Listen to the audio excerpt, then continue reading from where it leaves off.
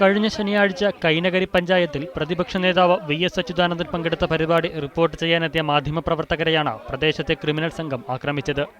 സംഭവത്തിൽ media one reporter Premlal, Mathrubhumi news cameraman Rahul Krishna എന്നിവർക്ക് ഗുരുതര പരിക്കേൽക്കുകയും ചെയ്തു. കൈനകരി സ്വദേശി പ്രസന്നനും കൂട്ടാളികളായ തങ്കച്ചൻ, ബിനു, ബിജേഷ് എന്നിവരുമാണ് കേസിലെ പ്രതികൾ. ഇതിൽ പ്രസന്നനെ സംഭവസ്ഥലത്ത് വെച്ച് തന്നെ പോലീസ് അറസ്റ്റ് ചെയ്തു. മറ്റുള്ളവർ ഒളിവിലാണെന്നാണ് പോലീസ് ഭാഷ്യം. അനധികൃത പാർക്കിംഗ് ചോദ്യം ചെയ്തതിനും പാർക്കിംഗ് ഫീസ് റെസിപ്റ്റ് ആവശ്യപ്പെട്ടതിനുമാണ് മാധ്യമപ്രവർത്തകർ ആക്രമിക്കപ്പെട്ടത്.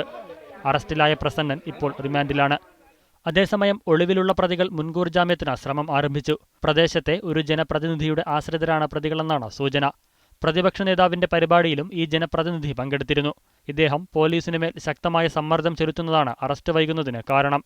അതേസമയം വിഷയത്തിൽ ശക്തമായ പ്രതിഷേധ പരിപാടികൾ ആസൂത്രണം ചെയ്യാൻ കേരള പത്രപ്രവർത്തക യൂണിയൻ ആലപ്പുഴ ജില്ലാ കമ്മിറ്റി തീരുമാനിച്ചു.